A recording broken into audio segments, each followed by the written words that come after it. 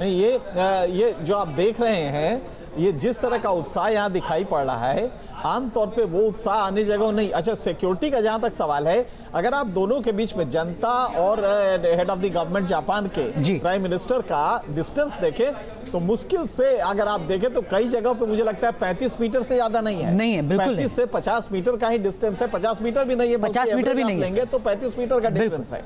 और इसके बावजूद जबकि कहा जाता है कि साहब बहुत भारत में दिक्कत है, तमाम सुरक्षा एक बड़ी समस्या है जी, बहुत बड़ी समस्या है, और टेररिस्ट ऑर्गेनाइजेशंस हैं जो वर्क कर रहे हैं, लेकिन कितना एफर्ट किया गया होगा, कितना सिक्योरिटी चाक चौबंद की गई होगी। और ये 100-200 मीटर नहीं है, 8 किलोमीटर 8 किलोमीटर जाना है, आपको डेंस एरिया से निकलना है। बिल्कुल। तो मुझे अच्छा, जापान को या आपको ये बताना कि नहीं साहब हमारे यहाँ पूरी तरह महफूज है, वो खुली गाड़ी में घूम सकते हैं, ये जापान को मुतासिर करना, उनको कन्विंस करना, ये अपने आप में एक बड़ी चीज थी। और उसके बाद जो हो रहा है आप देख रहे हैं, जिस तरह पुलिस फोर्स वहां पे सीक्रेट वो लगाई गई है मुफ्ती में जिसे हम कहते हैं, तो मुझे लगता है कि ये अपने आप में भारत की वो कॉन्फिडेंस दिखाता है कि नहीं, हम किसी को भी लेके आके निकल सकते हैं, कोई दिक्कत नहीं हो। बिल्कुल। और ये जो तस्वीरें हैं, इसका एक और पहलू है जो बुलेट ट्रेन के तौर पर सामने आता है, जिसकी चर्चा तो इस देश में बहुत लंबे समय से होती रही है, लेकिन कल इसकी आधारशिला रखी जाएगी जापान के सहयोग से। क्या कुछ इसका मतलब है, इस पर भी हम लगातार चर्चा कर रहे हैं और समझने की कोशिश कर रहे हैं। रणविजय सिंह जी हमारे साथ बने हुए हैं, आप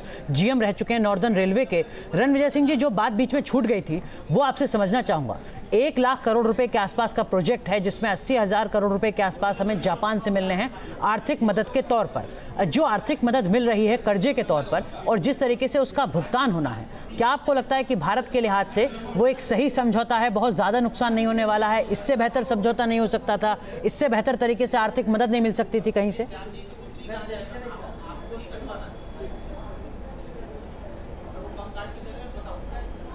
देखिए, कोई भी जब नई तकनीक आती है तो लोगों के बीच उसके प्रति शंका जरूर उत्पन्न होती है जी, कि ये नई तकनीक समाज के लिए, हमारे राष्ट्र के लिए, हमारे समाज के लिए कितना उपयोगी है, पहली चीज़। दूसरी चीज़, ये तकनीक, नई तकनीक हमेशा पुरानी तकनीक से अधिक महंगी होती है। बिल्कुल। तो 1 लाख करोड़ का जो ये बजट है, जो कि कम से कम 10 सालों में हम खर्च करेंगे जी, तो जापान ने जैसे डेडिकेटेड फ्रेट कॉरिडोर के लिए जो हमें सहायता दी जी, तो और इसके साथ ये जो सहायता हमें दे रहा है, जिन शर्तों पर हमें सहायता दे रहा है, संभवतः हमें और कोई भी देश दे नहीं सकता था। बिल्कुल। और क्षेत्रीय संतुलन रखने के लिए भी, क्योंकि चीन हमें इस तरह का सहयोग दे सकता था, हाँ। चीन के साथ हमारे संबंध उस तरह के नहीं हो सकते थे, तो बेहतर विकल्प जापान है, संतुलन बनाए रखने। लेकिन इन सब के बीच में आपने डेडिकेटेड फ्रेट कॉरिडोर का भी जिक्र किया। $4.5 अरब के आसपास का पूरा प्रोजेक्ट है जिस पर काम हो रहा है, उसका भी मैं आपसे विस्तार से समझूंगा तमाम पहलुओं को। पूरब पटेल के पास चलते हैं, हमारे सहयोगी जुड़ चुके हैं। पूरब, किस तरीके की तस्वीरें दिखाएं एक बार जरा दर्शकों को।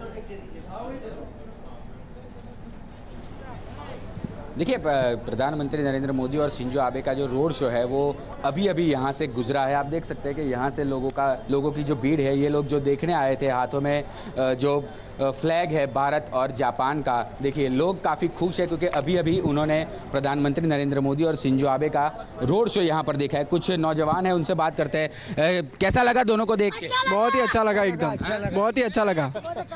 देखिए, सबसे अच्छी और बेहतरीन बात ये थी कि जो जापान के प्रधानमंत्री है उन्होंने मोदी जैकेट पहना था, और जो शिंजो आबे की जो धर्मपत्नी है उन्होंने जो भारत का जो परंपरागत ड्रेस है वो ड्रेस सलवार कमीज़ पहनी हुई थी। तो कहीं ना कहीं पूरे भारतीय रंग में नज़र आया है जापान के प्रधानमंत्री और उनकी बीवी। धीरे धीरे रोड शो अब आगे बढ़ रहा है। बताया जा रहा है कि जो शाहीबाग अंडर ब्रिज है वहाँ तक पहुँच चुका है और थोड़ी ही देर में रिवर फ्रंट पर पहुँच जाएगा। जिस तरह से यहाँ पर लोग आए थे उनको देखने के लिए, लोग ये देखते रह गए कि प्रधानमंत्री नरेंद्र मोदी जो अपनी जैकेट के लिए जाने जाते हैं, कोई नया जैकेट पहनेंगे, लेकिन आज उल्टा था। प्रधानमंत्री सादे कुर्ते में थे और शिंजो आबे जो थे उन्होंने मोदी जैकेट पहना था और उनकी बीवी उन्होंने सलवार कमीज़ पहनी हुई थी। तो कहीं ना कहीं ये जो दमदार दोस्ती की बेहतरीन तस्वीरें हैं वो पूरे विश्व ने देखी होगी कि किस तरह से भारत और जापान नज़दीक आ रहे हैं, ना कि आर्थिक तौर पर बल्कि निजी तौर पर। दोनों प्रधानमंत्री के बीच की केमिस्ट्री आपने देखी होगी विजुअल। जैसे ही जापान के प्रधानमंत्री लैंड हुए, उन्हें गार्ड ऑफ ऑनर दिया गया।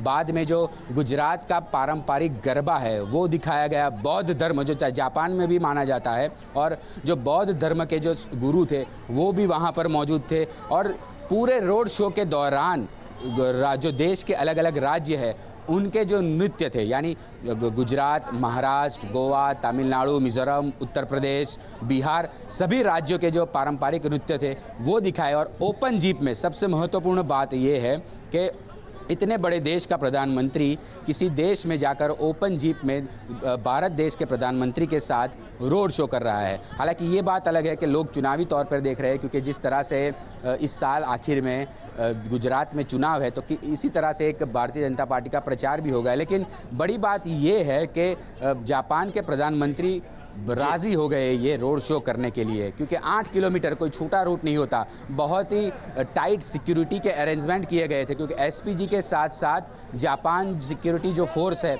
उनके कमांडो भी यहाँ पर मौजूद थी। तो कहीं ना कहीं दोनों देशों के बीच बहुत ही बेहतरीन तालमेल देखने को मिला।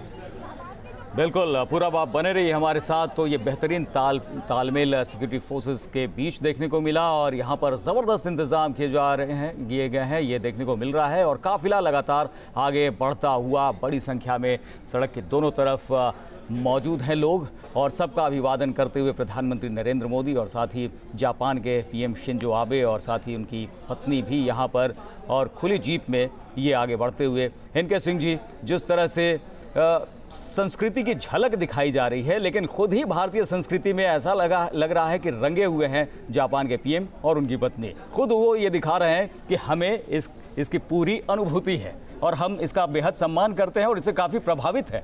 देखिए, एक चीज़ बताएं हम कि प्रोटोकॉल जो होता है, कई बार आप देखते हैं अमेरिका का एक परंपरा रही है कि प्रोटोकॉल में अगर सिर्फ ब्रिटिश क्वीन आती हैं तभी वो एयरपोर्ट जाते थे, उसके अलावा नहीं जाते थे। अब इस समय ये किया है कि जो हेड ऑफ द स्टेट या हेड ऑफ द गवर्नमेंट आते हैं उनको एक फिक्स जगह है, वहाँ पे वो रिसीव करते हैं। भारत ने भी इसको डन अवे विद किया, और भारत में भी ये होता है कि अब कोई मिनिस्टर इन वेटिंग जो है वही जाता है। यहाँ पे अगर प्राइम मिनिस्टर जापान के फोर्थ राइट ना होते, कहते हैं हाँ ये भी हम करेंगे, खुले में भी बैठेंगे, तो ये ना संभव हो पाता। अगर वो कहते नहीं हम आएंगे लेकिन सिक्योरिटी प्रॉब्लम है, मुझे लगता है कि हमें बंद गाड़ी में निकल जाना चाहिए। लेकिन ये उनका उत्साह है, ऐसा नहीं कि सिर्फ इंडिया ने ये तो ऑफर दिया होगा। उनकी गवर्नमेंट ने खुद उन्होंने एक्सेप्ट किया कि नहीं हम खुली जीप में 8 किलोमीटर जाएंगे और मुझे आपकी सिक्योरिटी पे पूरा भरोसा है। तो यहीं से वो शुरू होता है ट्रस्ट दोनों के बीच में। और आज आप देखें कि दोनों जैसे ही एयरपोर्ट से उतरे तो फॉर्मेलिटीज के बाद वो अपना जाके और कपड़े चेंज किए और भारतीय परिधान में आ गए। तो ये कुल मिला के जो मैसेज गया है बड़ा पॉजिटिव गया है। आने वाले दिनों में मुझे लगता है कि आज रात को चाइना में वहाँ की गवर्नमेंट को नींद नहीं आएगी। जी हाँ, नींद नहीं आएगी, और साबरमती रिवर फ्रंट की तरफ पहुँचते यहाँ पर ये काफिला। और चीन को तो नींद इसलिए भी उड़ी होगी कि क्योंकि लगातार जो है वो सहयोग का दायरा बढ़ता जा रहा है। सिविल न्यूक्लियर डील हो या फिर उसके बाद अब बुलेट ट्रेन की बात हो, सामरिक साझेदारी है, रणनीतिक साझेदारी है, और एशिया अफ्रीका कॉरिडोर की बात हो, वन बेल्ट वन रोड, इसके टक्कर में अगर इसे देखा जा रहा है तो बहुत सारी ऐसी बातें हैं जो चीन की नींद उड़ाती हुई नजर आ रही है। एशिया अफ्रीका के ग्रोथ को लेके ये बनाया जा रहा है AAGR, तो वो काउंटर है। ये माना जाता है कि इनका जो चाइना और पाकिस्तान को लेके ये जो बना है वन बेल्ट वन रोड, ये उसी के काउंटर में AAGR बना है। और ये माना जाता है कि साहब ठीक है, अभी तो बहुत शैशवावस्था में है, और ये कल ग्लोबल टाइम्स ने इसका एक हंसते हुए लिखा कि अरे भाई ये तो कुछ नहीं है, बचकाना एक अटेम्प्ट है हमें काउंटर करने का, ये कर नहीं पाएंगे, कुछ ऐसा मैसेज है जो उसने देना चाहा है। लेकिन ये है कि जापान की तरफ से पूरे खुलेपन से भारत को विज़ावी चाइना के संदर्भ में हर तरह की मदद दी जा रही है। हम अभी लगता है कि जो डिफेंस डील होगी उसमें ये एक बड़ा मुद्दा होगा कि किस तरह हम चाइनीज माइट को और टेक्निकली हम उसको काउंटर कर सके, और इसके हमारे पास क्या क्या वेपन्स, क्या क्या इक्विपमेंट आ सकते हैं, ये डिफेंस डील में रिफ्लेक्ट होगा। बिल्कुल, डिफेंस डील में ये भी रिफ्लेक्ट हो सकता है। और यहाँ सबका अभिवादन करते हुए पीएम मोदी और जापान के पीएम शिंजो आबे और उनकी पत्नी, और एक ही जीप में सवार, खुली जीप में सवार, और काफिला लगातार आगे बढ़ते हुए। दो तस्वीरें हम आपको दिखा रहे हैं कैमरे के दो एंगल से, किस तरह से काफिला आगे बढ़ रहा है। और 8 किलोमीटर का ये रोड शो है और पूरे उत्साह के साथ लोग यहाँ पर जुटे हुए हैं। सांस्कृतिक कार्यक्रम भी हो रहे हैं, हर राज्य की झांकी यहाँ पर है और वहाँ पर कार्यक्रम भी हो रहे हैं। उन सब के बीच से काफिला गुजरता हुआ चला जा रहा है। देश में संस्कृति कहाँ कैसी है, सबकी झलक यहाँ पर देखने को मिल रही है। हर राज्य की संस्कृति यहाँ पर देखने को मिल रही है। और शिंजो आबे और उनकी पत्नी पीएम मोदी के साथ एक ही जीप में सवार होकर खुली जीप में आगे बढ़ते हुए, हालांकि सुरक्षा के भी तगड़े इंतजाम हैं और एक लंबा काफिला गाड़ियों का लगातार आगे बढ़ते हुए। तो 8 किलोमीटर का ये रोड शो है जिसमें कि लोग बड़ी संख्या में सड़क के दोनों ओर मौजूद हैं और उन सब का हाथ हिलाकर अभिवादन भी कर रहे हैं। आप देख सकते हैं कि कितनी बड़ी संख्या में लोग यहाँ पर मौजूद हैं। और एयरपोर्ट पर पहुँचने के साथ ही मोदी जैकेट पहन लिया था शिंजो आबे ने और वो खास आकर्षण का केंद्र बना हुआ है। और उनकी पत्नी भी भारतीय परिधान में उसके बाद से नजर आई और वो ये दिखाता है कि किस तरह से प्रभावित हैं यहाँ पर। और ये प्रोटोकॉल के तहत भी आजकल ये हो रहा है कि दूसरे देश की झांकियाँ, संस्कृति, उसमें आप नज़र आते हैं, उसकी परिधानों में आप नज़र आते हैं। तो किस तरह से सहयोग आगे बढ़ रहा है इस पर भी जोर होता है राष्ट्राध्यक्षों का।